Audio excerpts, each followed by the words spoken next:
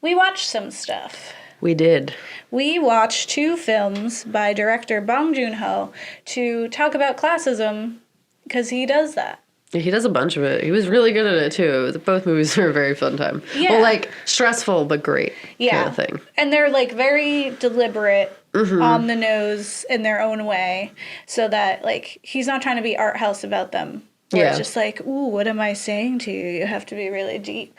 It's like, no, I'm going to give you literally a lecture at the beginning of one. Yeah. And then I'm just going to, like, have in your face, like, like symbolism in the second one. Right? So we watched Snowpiercer, which is from 2013, and is what we're dressed as. Yeah. For people watching. So, Snowpiercer. In a future where failed climate change experiment has killed all life, for the lucky few who are boarded the Snowpiercer, a train that travels around the globe, a new class system emerges. Yeah. As would happen in this society, in all societies. Instantly. Yeah, so the world is frozen. It's like, what is it, 2012 or the day after tomorrow type levels of intensity. And it's because of some climate change mishap. Like, we brought our own fall, that seems right. It's our fault. Yeah. And we have one train that exists and travels around the world. It just goes real fast. Keeps people alive. And in the train, we have very clear class systems. We have the back of the train, we have the middle of the train, and we have the front of the train. Yeah. So we have the lower class, the middle class, and the upper class. And there's some, like, little deviations within there. It's like, you got the, like, a little working class, I guess we could call them. Yeah, where it's like that one guy. Yep. Yeah. Just making the bugs. Yeah. And the bug food. Spoilers. Yeah. Oh, yeah. Just also, this episode is full of spoilers. So if you haven't seen either Snowpiercer or Parasite, please do so before listening to this episode or watching this episode, because we are just gonna, we have to talk about all this stuff. You've been warned. Yes. So, classism, obviously. And you have, like, all these versions of people where it's like, they're all city, the shoe. Yep. It's dark. They've got windows. Yep, no windows, yep. Yeah, there's a lot of really great cinematography happening in this that's very deliberate and just, like, true to Bong Joon-ho's, like, style, which I'll dive into shortly. But yeah, it's starring Chris Evans, who is Curtis, who's leading the rebellion to seize the means of operation, which is the train's engine. And we have Tilda Swinton, who plays Minister Mason, trying to kind of keep everyone in line. Yeah. In their place. Watched it, so. For Snowpiercer, when you're watching, you just really have to suspend, like, disbelief. It's like, be like, this could happen. You just don't try to put science or physics or reality into it. You just have to pretend that's not real. It's very Hunger Games-y in that way. Yeah. You can't pretend like it's a real train, and the way that the trains work and the way you move through them applies to this film. Just don't look at that. That's not important. What's important is the people in it and what's happening in classism. What they're saying. Yeah. We watched another thing. We watched Parasite, which is from 2019 and is award-winning. Rightfully so. And if you have not seen this, you really, really need to, like, definitely pause this. Oh, yeah, it was genuinely amazing. Go watch it. It's so worth your time. Do not let little subtitles keep you from a really amazing experience with this film. So, Parasite is about a poor family, the Kims, con their way into becoming the servants of a rich family, the Parks. But their easy life gets complicated when their deception is threatened with exposure. Bum, bum, bum. Which is such a nice, concise way to explain what this is, because most people are like, what is it about? And I'm like, a family gets a job with a rich family. And I'm like, and that's really all I can tell you. I can't explain anything else. The rest is spoilers. Yeah. And also, like, it's just so much easier to just sit there not really knowing and just, like, experience it for the first time. Which brings us into... so, I want to start with Snowpiercer. So one thing to note is that we are just talking about Snowpiercer and Parasite, but Bong Joon-ho has great horror and other films that we will probably capture in a later episode. But these two are specifically about classism and how and one is like so drastically crazy and fun, and the other one being serious, still fun but very serious, is interesting. And so I wanted to kind of like talk about those two. So I'll start with Snowpiercer. One of the things with Bong Joon-ho in these two films is his use of camera movements, and also like the movement of and placement of the characters in relation to the class, in either moving forward or ahead in class or lowering down. The way that the camera treats the characters also contributes to the class that they are in as well. So there's just like a whole story happening just in like the creation of what we're seeing on screen. So I think it's funny because Snowpiercer, just like on the surface, is just like a fun dystopian film where it's like mayhem on a train. Yeah. It's not my favorite train horror movie. That would be Train to Busan. But it is definitely up there. And I will fight you that it is a horror movie. It's some horrific things happen in there. It's like action horror. Okay, so we already gave a disclaimer at the beginning. Yeah. Anywhere that cannibalism takes place is a horror movie. Yeah. It's just default, 100%. Yeah. So. One thing I love about Snowpiercer is that it's similar to the way that we approach our media, and that it takes this like absurd thing and then takes it very seriously. It's like, what if this crazy idea, we made it like very, very honest. Like we just made it deliberate. Like we believe it. Yeah. And that's what's really fun because that really comes across. Like I, even like when, again, suspend like physics belief, you do believe this society, and it's very easy to be like, of course this would happen. Like she's literally like, Minister Mason is just like, there's a before class or your place was determined by your ticket. So you had like the regular seats, right? And then you have like first class. Like we already were classifying each other. So now it's just like, in order to like have success in this new world, which is just this train, you have to be in your place. We can't all fit in the front. We don't got seats up there, right? Like, so it's like a literal, like, comparison of that. It's just like, okay, but we can make the whole train be as nice as the front. Yeah, and I think just that's livable. I think would be the ask.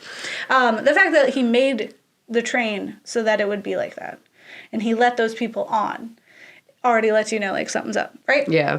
So in this, we have the story where it's like the whole thing is like this uprising, and they want to seize the means of operation, which is literally just the engine of the train. Yeah. Like the actual means of the whole thing. And so they try to move forward. They seize the food, which they find out only affects them because it's their food and it's gross. It was bugs. Horror movie. They seize the water, which was crazy. They try to seize the food, the other food, like the nicer food, and the children. They get to the children car, which I would argue is the scariest part of this film. Our lower class, like backside of the train, what we have visually is people who look like coal miners. Right? So they're all dirty. They never see the sunlight. They look like they've been rummaging around in coals. Yeah. And they are packed in there really tight. Like they're pretty much on top of each other. And just like coal mines, their children are taken from them to go and complete jobs that only tiny children hands can accomplish. And because there's no child labor laws. We say you do. They are fed bugs, spoilers, and have even eaten each other once upon a time. Yeah. Spoilers. We don't have to say spoilers anymore. We already did it once. I know. But it's just helpful. The first act of rebellion for this is a shoe being thrown. And I thought, one, that was funny because of the Bush administration. I was like, yeah, that's what you did there. Everyone does that. It's cool. And then you get that lecture from Mr. Mason, which is like, that you don't put a shoe on your head. That's silly. Hats go on your head. Everyone has a place. You have shoes on your feet because that's the place that they're supposed to be in. Right? Logical is what she thinks. Yes. Makes sense, right? And logical. We aren't clothes. It is like my favorite line is that the other thing that we have is throughout this journey, we have our character Curtis who who continuously, as they're moving forward, what is really to the right of the screen, will continuously, whenever he makes a decision, whether to move forward or kind of like get into his place, it is this physical act of him looking to the left or looking to the right. Like he's making a decision. Do I leave that life behind and progress forward, or do I have to like go back and help my friend? Yeah. Who I almost ate once. And so he like definitely chooses that to not eat his friend. I'd say the scariest part is the middle class. So the kids. Is that how the kids train? Yeah. Yep. So the middle class has like some really great things going on, but what we see most interesting is like the suggestion and manipulation of the middle class. So there's a YouTube channel, Nerdwriter1, who covered this film as well, and so I was watching and I was like, that makes so much sense. And they said really great things, so I wanted to quote them on something. So they said, educated enough to think for themselves, yet comfortable enough to be highly susceptible to propaganda, the middle class is at once the most important and the most dangerous cross-section of society. And the school is the place where the middle class is indoctrinated into a system that will exploit them and those less fortunate, where ideology is most powerful. Yep. Yeah. It's like, this is where we're convincing them that they're better than those below them, but also convincing them that this is the place that they belong. Right? And it's like, they're comfortable enough, right, that they don't question the world around them and question the information that they're given, but they also don't question like their own place in society. Yeah. Which is just like, no, why do you not question those things? So because they're comfortable. They don't want anything to change. Yeah.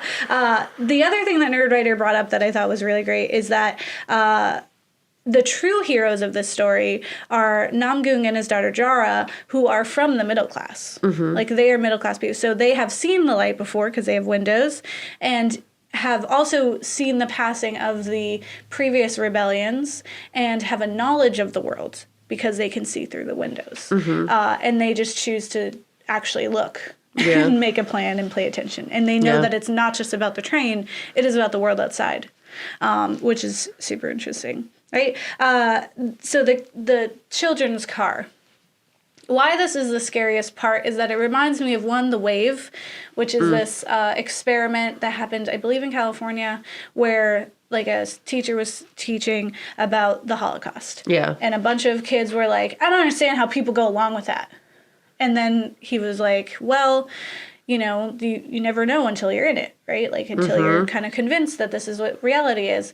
And so he over time, like, gave certain roles to some of the students to give them, like, authority and make them feel special and different from the other ones. Yeah. To the point where, and then he would, like, give them tasks of, like, you have to treat them horribly and do all these things because that's what you are. And they just totally bought into it. And then by the end, they were just, like, really awful. And he was like, whoa, wait, this was a test, or like this was to show you how easy it is to be susceptible. Yeah. And they felt really bad, and there was like movies about it.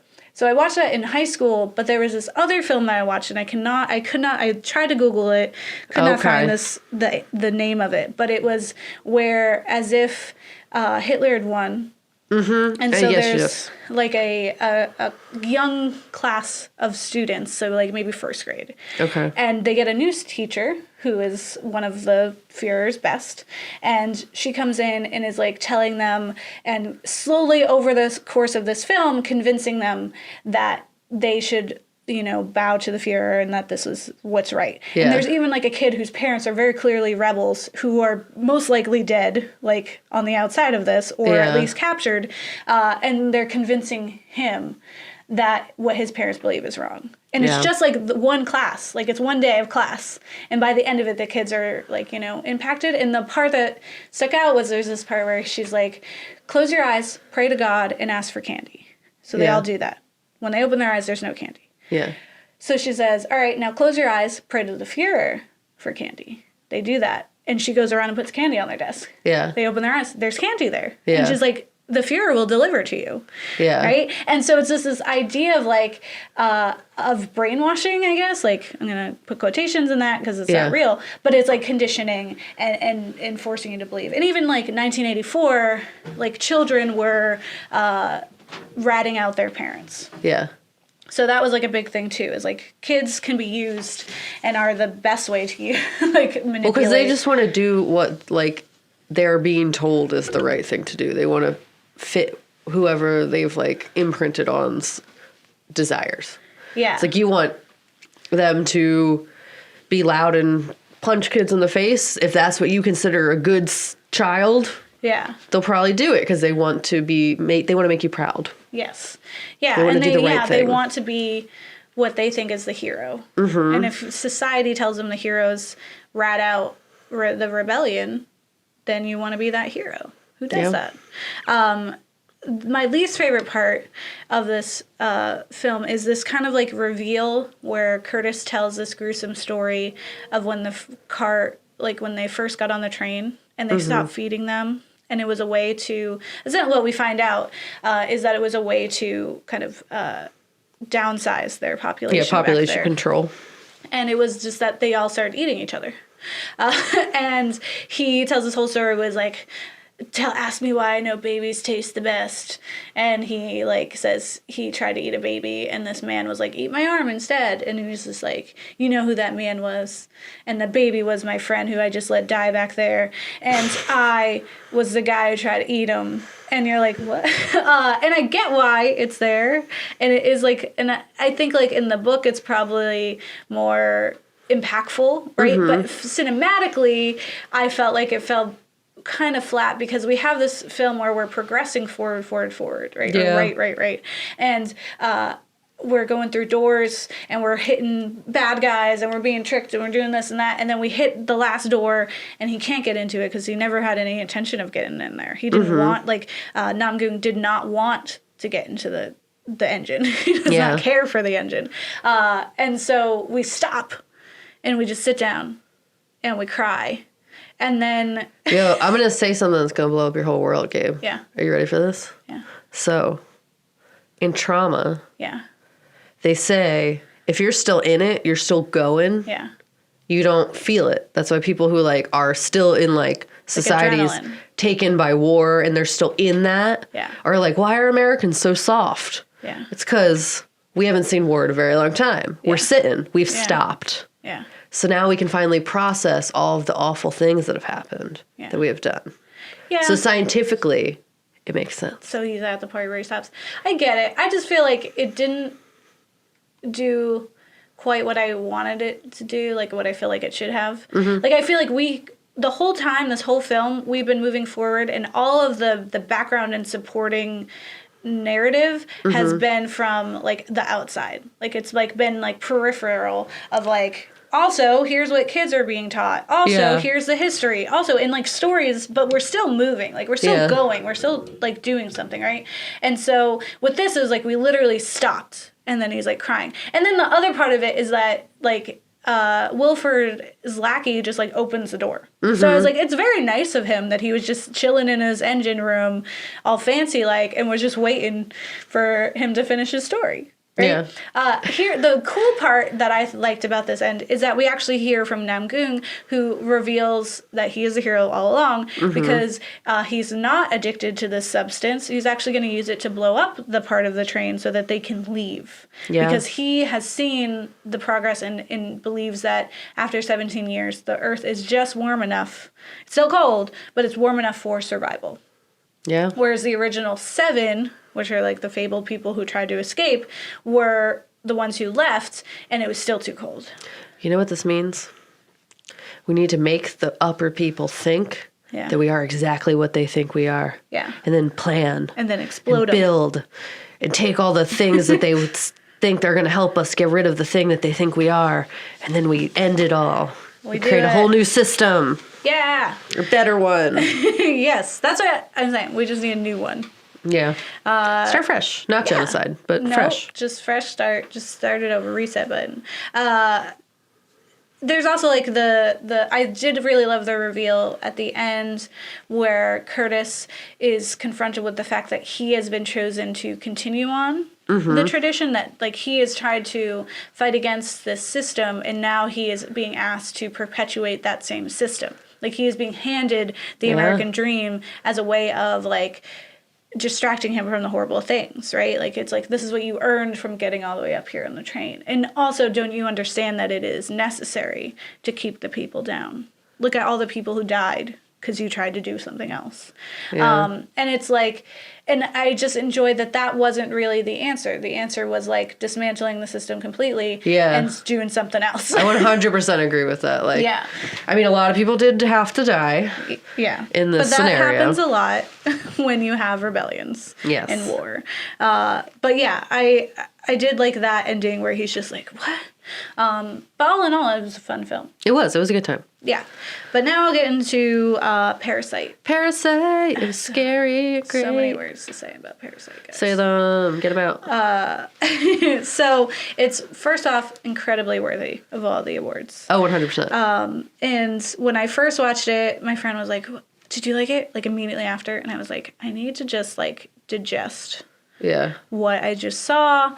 And there was a scene that like really stuck out to me where I was like, I do really love this film. And I was like absolutely convinced of it at that point. And it was, so there's a scene where the family, the Kim family, leaves the Park house and they are traveling home. And this is like the lowest point of their existence at this point, where they have just been like confronted with the reality of their situation. They're hopeless, they're traumatized, it's downpouring, right? And it started as just like it kind of unruly downpouring where they were at the crest of the hill, which is the Park house. But they are traveling home. And this whole scene is like 10, 15 minutes long, I feel like. It was a long journey. It was very long.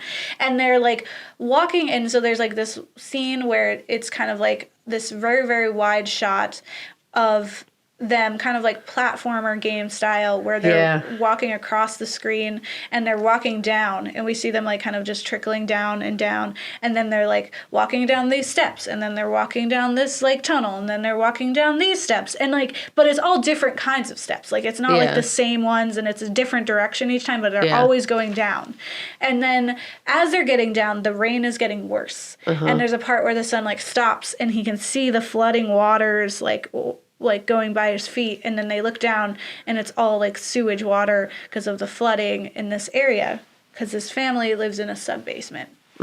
So that whole scene of them going down, I was like, oh my god, classism. Right? And I was just like, that's like the epitome of this film. So there's some really great and amazing things that happen in here. There's a YouTube channel called Accented Cinema where he describes some of the camera angles and some of the deliberation of like certain things in the world even that will represent some of the things in the dialogue and the concepts that are discussed. So one of the things is, and something I noticed when I was watching, is we start with a camera angle where we're looking out a window and we're at like it's a window, but we're still at like floor level, right? So we're still seeing people's feet, and it's like, oh, we're in some kind of basement, and we come down, and then we're looking down at our character. So it is, and we follow him that way. And he's oftentimes like for the whole like first half of the film until he gets this job, he is looked down upon. All those characters are. It's always this angle where we're like looking down at them. We also see like the kinds of things that they're drinking, and even if you don't know, like what the Korean food is, you still like understand like this is like they're in a can, right? Like, and they're like packages. Food. Yeah, they're eating processed. There's also this thing that you pointed out that I did not realize even is that when he's having, when our main character is having like a drink with his friend who goes to college. Right?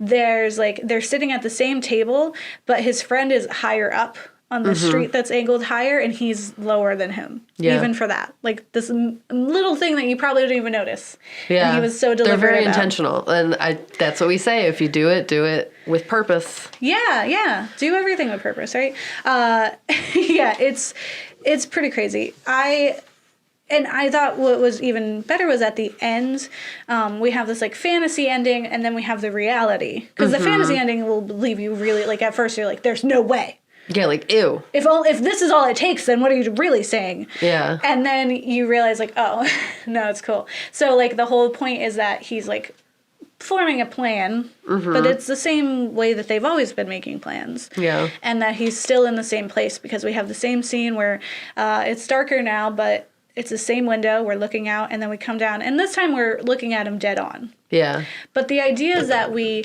have not progressed.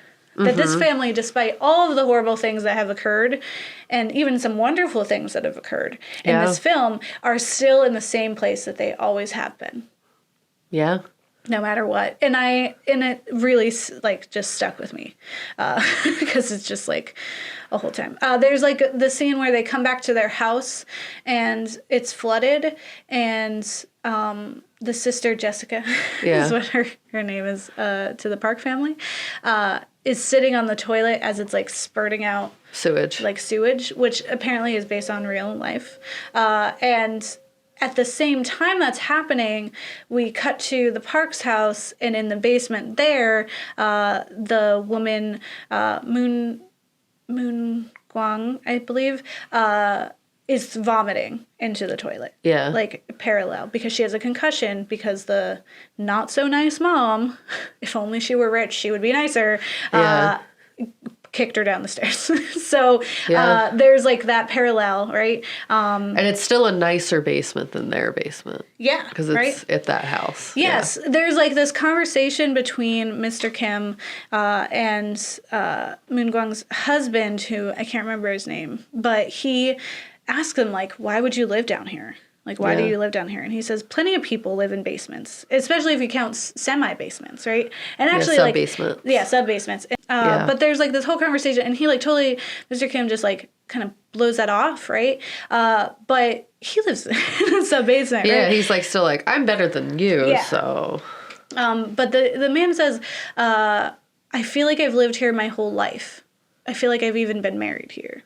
And it's like this idea, this concept of, like, he's always been down there. Like, he's always been down in society. And so it's, like, this really authentic, and, like, you can see it kind of tug at Mr. Kim of, like, you're groveling, man. Like, get up. Like, where's your pride, right? And it was just, like, just because I don't have pride, right? Like, just because I've accepted my circumstances doesn't make you better than me. Yeah. And that was super interesting. The whole, like, worshiping of Mr. Park by that character is also something to be remarked upon, because it's, like, this idea that we do look up to those figures, like you said. Yeah. And they have no idea how they affect us. They have no idea how, like, their lack of paying taxes can impact, like, the way that we could eat, right? Yeah. So I think it was such a interesting thing that he's, like, literally, like, bleeding, communicating, and trying to give his thanks to this man who is disgusted by him and has no idea of his existence. Yeah. Like, they don't know. We're all ants. Yeah, he's laying on the ground. Respect. Yeah. And he's just, like, covering his nose, just trying to get his keys. Yeah. And just pushes him over and just, like, looks disgusted. Yeah. Which sets Mr. Kim off. Yeah. And murder. Yes. Another, like, camera angle thing is, so we have them always looking down, and the point when we stop doing that, there's a change, is when our main character, which I'm totally blanking on his name. Kevin. His name is, Kevin in the parks, for the parks, is getting the job. So he's going to get his job, and he starts traveling up, and there's a part where he's looking up at the park's, like, driveway area or the street, and then at some point he's at the top and he looks back down. So it's just like with Curtis looking left and right. Yeah. Right. He's making this decision to proceed forward and rise himself from his status. Right. Yeah. And then as he's going into their house, there's this, like, awkward angle where we're below him and the sky is like really bright. It's like not very aesthetically pleasing, right? It's just like too bright. And it's like this weird angle, and it's that we are following him. We are below him as a camera and moving up with him. And now we have like he is being risen from this, right? Something Accented Cinema brought up that I was like, what? I didn't even think about this, is the line. So in dialogue, Mr. Park keeps referencing the line. Yeah. Like they don't cross the line, or they cross the line. Yeah. Like Mr. Kim always gets to the line, he doesn't cross it. And it's this idea of like reaching above your station or stepping out of line. Yeah, he even like said the one part is like the smell though. Yeah. The smell though might cross the line. Yeah. Yeah. And it's a smell they compare it to the subway or subterranean things, and it's this idea of like people who take the subway are dirty. Like they're disgusting. People who take it's just the lower class.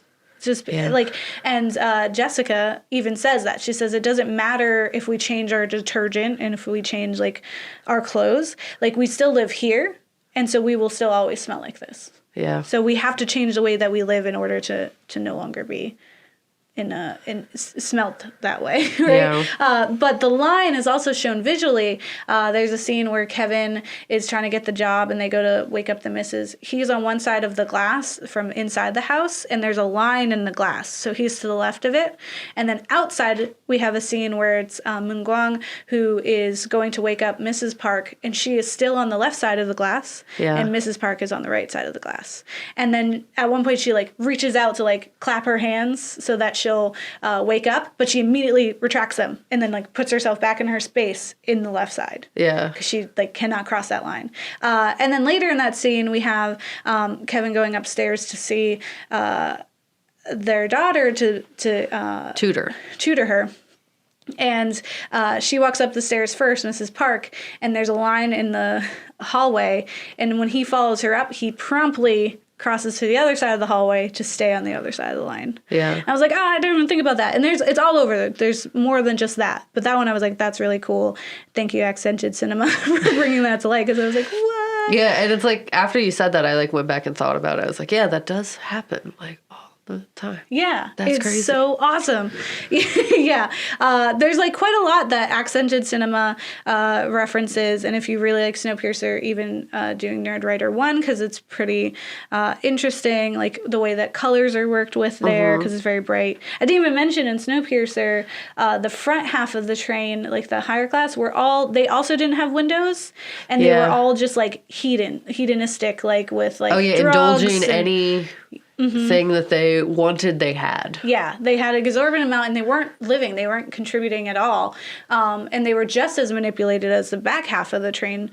And it's like, that to me was like Brave New World level of like suppression. I think of it like when you have like high society, like rich society, who like never had to work for anything. Yeah. And then they're just like very indulgent, and then oftentimes suffer with like substance abuse and like things that require restraint. Yeah. Because they never know how to do that. But then it also keeps them in their place too, because they're still not the head of the train. Yeah. And they will never help anyone below them, and they'll never reach the head of the train. Yeah. Essentially, I can go on for days about Parasite, because it is phenomenal. It's funny, it's charming, and the cinematography is really gorgeous. Like, he made that house. Bong Joon-ho made that house. Wow. Yeah, like, he was very deliberate about everything that he's done. That's so cool. I love him. Yeah, he's just, like, so wonderful. He's so charming. I just watched a video about Tilda Swinton, because he asked her to be in Snowpiercer, and she read the script and was like, there's no place for me. And he's like, read it again. And apparently, even up in, like, when they were shooting, the Minister Mason role was written in the script as a man. Okay. And he was like, no, Tilda Swinton can do this. And she rocked it, of course, always. Like, phenomenal. Like, one of the best parts of this whole film. There's so much that can be said about this.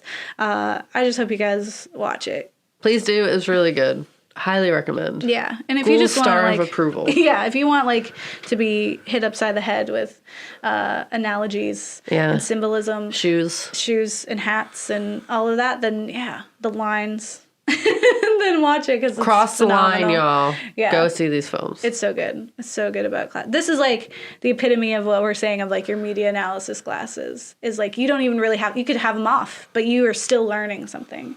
Yeah, and that's well, we amazing. have some films who do that. Like, they make it so explicit that you can't not get it. Like, Get Out does that too. Like, where it's like you would have to really try hard. Yeah, you have to like really miss the whole message entirely. Like, we're really putting it out there. It's on the nose. Yeah. Pay attention. Yeah. And it's, sometimes that's good because that's like, it appeals to more people who like generally aren't looking for as that. hard. Yeah. Same thing with Attack the Block. Yeah. Yeah. It's and those are our favorite films. You Some know, on the nose the things. ones that you just can't escape from.